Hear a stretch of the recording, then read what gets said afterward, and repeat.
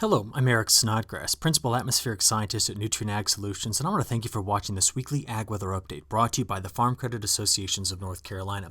We're going to begin first by looking at the rainfall we got over the weekend, because when you look across the midsection of the country, there are some pockets in there that had over 6 to 8 inches of rainfall.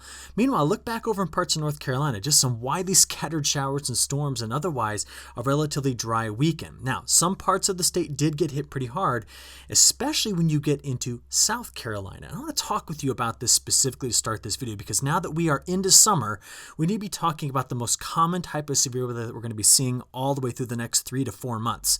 So let's get right into it. Looking just since the 18th of June, I've got on this map a circle in every location where the Storm Prediction Center has received a severe weather report. And you can see that parts of the Carolinas, specifically South Carolina, is almost completely covered in these circles.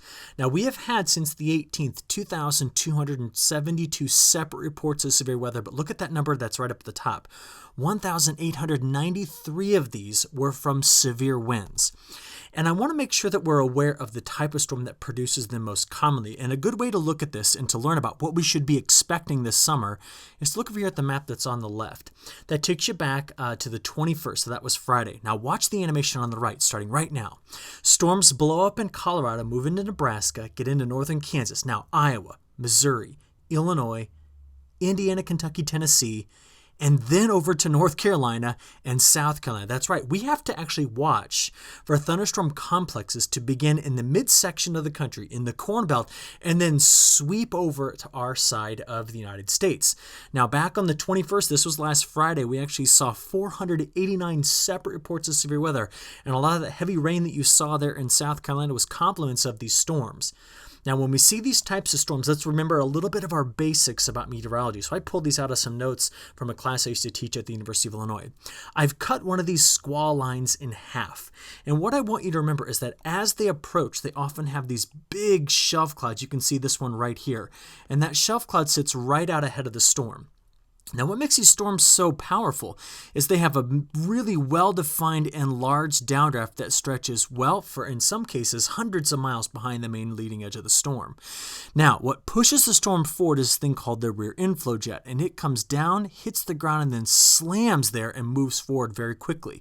And that actually produces the main updraft, the main lifting mechanism that the storm needs to continue to propagate. Now, when you see these types of storms, you want to be very careful if on radar they look like the image that you see down here in the bottom left, where there is a large arcing line of storms moving forward. So if that happens, you end up getting these powerful storm systems that just sweep through all of the Gulf moisture. Now look at this. This was on Friday evening. We saw 60-degree dew points covering a huge section of the United States. And those storms, which started here, swept all the way over to the southeast. Now, I talk about this even though parts of North Carolina didn't get hit at all by this, because I want you to remember this figure. You see, this looks back from 1986 to 2015. Look at the data down there. And it shows us which parts of the United States have the most frequent severe thunderstorms that produce severe winds. And it is the Carolinas and parts of Tennessee that are the bullseye. So even though we didn't get it in parts of North Carolina recently, I want you to watch out for this particular type of storm for the rest of summer. Now, what are we going to get in the next couple of weeks? Well, I'll tell you something. This is not the best flow pattern to be dealing with in terms of getting lots of those severe weather events. And what I'm talking about here, got a couple of things to watch. One, we've got a trough that's sitting here just off the west coast. We're going to watch this thing slide down here and really set up shop over parts of the Pacific Northwest. Before that happens, very, very weak flow across much of the United States, with the exception of this trough that's developed right here in the Great Lakes states. Now, out ahead of it, we have a ridge that is building, and so that'll be what the flow pattern looks like throughout much of the day on Monday. But this upper level trough, as it sweeps through and goes off to the northeast, will be dragging a front that could come through parts of North and South Carolina, bringing in the chance of some severe weather. It's the pattern change after this that's quite important, though. Let's take a look at our severe weather outlook for the day, though. This is in the day on Monday. We're primarily going to be watching, again, as that upper level trough sweeps through and it brings its front really parts of western North Carolina, parts of western Virginia, parts of western South Carolina and Georgia, northern Georgia here under the gun. As these storms move over toward on the other side of the mountains, I should just say, things are going to break up. Now look at this. By the time we get into the day on Tuesday, not looking for much here, and Wednesday, same thing. So even though I started off this video telling about severe weather, it's really only in the day on Monday that we have our best chance of it. And then, as you're going to see here, things really change. Now watch what I'm talking about. As that deeper upper level low spins through Michigan and goes on up toward Ontario and Quebec, you can see that the main frontal boundary, which was producing some severe weather in parts of Arkansas, Texas, Louisiana early this morning, moving to Mississippi, Alabama, well, it kind of breaks up as it gets over toward the Carolinas. Now, we still have the risk for scattered showers and possibly some severe thunderstorm sites. We're going to have to watch this very carefully throughout the day. But once we get past this, things are changing pretty substantially. And this is what I'm talking about.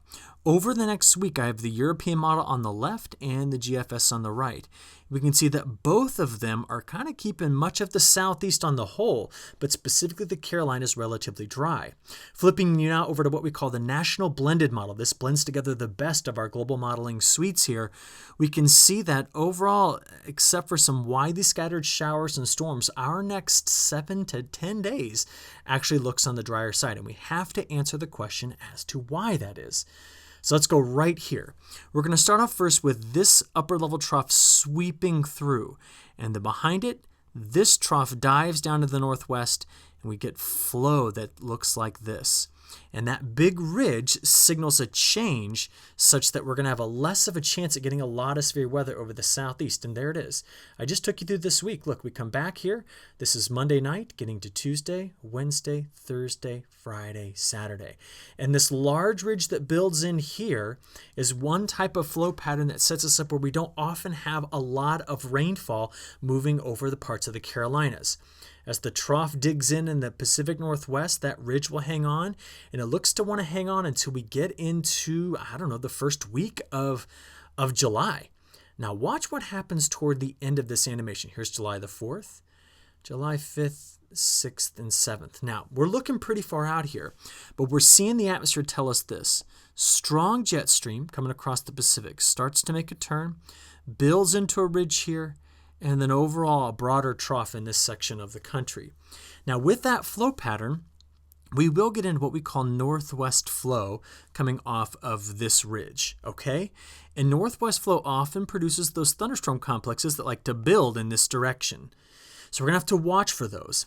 Otherwise, the pattern you see there is a relatively dry one as we progress forward. But again, we're going to have to watch out for daily convection. There will be plenty of moisture to work with, but we'll watch for these thunderstorm complexes to roll off of the north central plains toward us again once we get into the first week of July. Until then, temperatures staying quite warm. And overall, things are relatively dry. Doesn't mean we won't get hit or miss showers and storms. That is just the nature of our summer weather in North Carolina. But overall, it's a drier pattern. Now, let's look forward and just kind of animate what the next 10 days looks like from the European model. I guess when I click play in this, what I want you to see is we're not going to have any major, well-organized low-pressure systems, and that's typical of summer. So you just keep your eye there on the Carolinas, and you just see the flashes of green that keeps showing up? That's daily convection. Pop, pop, pop. Those are the thunderstorms that come out on the heat. But what you notice here is that we just don't see any big systems coming through the flow. And got you out here. Let's just kind of walk through it real quick. This is on Wednesday morning. Things are relatively dry throughout much of the rest of this week. Thursday into Friday morning, we just don't see much. By the time we get into the weekend, we then start to see just flashes of green every afternoon. See that? Sunday afternoon, Monday afternoon, Tuesday afternoon. Those flashes of green represent when the atmosphere is just using the heat of the day to pop these storms. A big influencer of our weather systems, though, will be the high pressure center that'll sit off the coast, okay? So it'll be the flow around that that's going to keep things going. All right.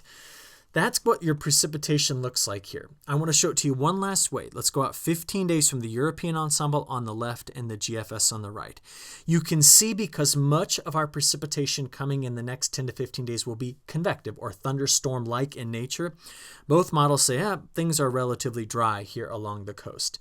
That's also because we end up getting this flow pattern that does something like this, and that overall is a drier pattern. Remember, really wet patterns for the East Coast are either when we have tropical systems coming through, which we don't, we'll talk about that in a second, or when we have a deeper trough here. See the difference? So that's why we see overall the models picking up on a drier pattern. Now, what about temperatures? Well, certainly in the day on Monday, it's going to be a warm one. Temperatures in the lower 90s east of the Appalachian Mountains and getting into the mid 90s in South Carolina. As I play this forward here, it's going to go fast, but let's just drag it back and show you day by day throughout the next 6 days. So this is Monday. Getting into Tuesday, still a day where we're dealing with a lot of low to mid 90s. So I told you it's going to be plenty warm. This is now Wednesday. Again, low to mid 90s. Thursday, lower 90s. Getting into Friday, look at this, some upper 80s showing up there, but still some lower 90s. For your start of your next weekend, lower 90s. And as we get out into next Sunday, still lower 90s. So basically, if I just had to put a number on it, expect it to be 92 every day this week. I think that's what we're going to be seeing across much of the eastern part of North and South Carolina. Of course, it's always cooler when you get up to higher elevations, moving back toward the mountains here. But showing you total next 5 days in terms of temperature anomalies, we can see that we're carrying a slight warm bias, but it's not too warm. So we expect these kind of temperatures this time of year.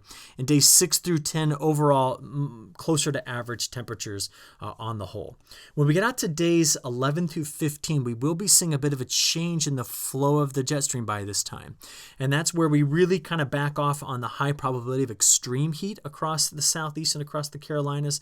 But still, this particular pattern is going to keep us, in the lower 90s. So I'm not seeing anything taking us away from those upper 80s, lower 90s anytime soon.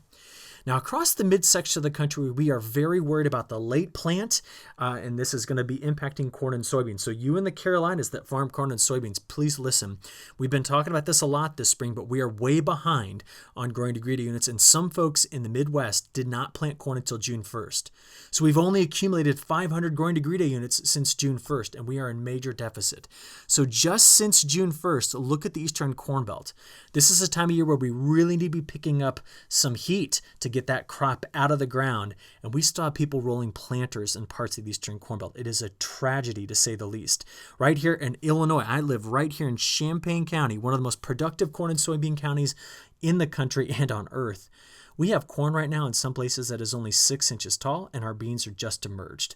So I need you to know that we're struggling. So those corn and soybean farmers in the Carolinas, pay close attention to that. As we stretch this all the way out, I'm going to go to the end of July just to give you some longer term perspective. Do you notice how we seem to not be able to shake that flow pattern we just talked about with the ridge out west and this broader trough feature sitting here? What this means is the chances of us having extreme heat throughout much of the month of July are relatively low. This is not an overly wet pattern though, so I am concerned longer term about us getting enough precipitation here because this is not the kind of pattern that makes things very wet across the Carolinas. But again, talking corn and soybeans, look at how cool things are here. We're very concerned about the progress of this crop in the midsection of the country, making it to, the end of the season before frost hits. So you corn and soybean farmers in the Carolinas, take note of that. Please, please, please. To finish up, I'm going to take you over to Europe to let you know we have a major heat wave. We're expecting triple-digit heat in this part of Europe. It's going to last throughout much of this week and into next week as well. The map that's over here on the right shows you day 5 through 10, so still hanging out of those high temperatures. But part of the Russian wheat belt, part of Ukraine, here's the Black Sea just so you can see it, is getting some precip, and I'll show you that in a second, but is also getting some cooler temperatures. So that will help push and move around markets. Just so you know where there's some severe weather today, we are expecting it in parts of France and then kind of surrounding the Black Sea today for our risk of severe weather. But taking you out to the next 15 days, much of Europe, even though there will be widely scattered showers and storms under that heat, is on the drier side of things. But look at this, the northern part of the Russian wheat belt. So that circle I just made right there is kind of that circle right here. And again, we're looking for this color, this, I guess it's kind of a lighter bluish color. That tells us where we grow a lot of crops. We can see that it's wetter here and drier to the south of this, but it's still, we're going to have to watch this very carefully for the weather around the Black Sea. Also want to take you over to India and China because we're talking here about cotton. We're talking here about other crops that we're in competition with in North Carolina. China's main growing area, which is here, is dry over the next 5 to 7 days. Grow a lot of cotton back in through here. Much more mixed precipitation. India, the monsoon is trying to move north, but overall it's still very, very hot on the northern side of this. We're delayed in the arrival of the monsoon. Finally, let's finish this up with a little bit about the tropics. The Atlantic is dead quiet. Nothing going on. I've looked at satellite imagery. I've looked at everything I can. Nothing going on in the Atlantic. But we do have a system in the East Pacific. And we're going to watch this one, although this is not going to be a problem for us in the Carolinas. But I just want to remind you, it is the time of year that we have to watch the tropics closely. So with that, we're going to go ahead and wrap this one up right here. We at Nutrien Ag Solutions and at the Farm Credit Associations of North Carolina, thank you for your attention. Hope you look forward to next week's video. Have a great week. We'll talk to you soon. Thank you.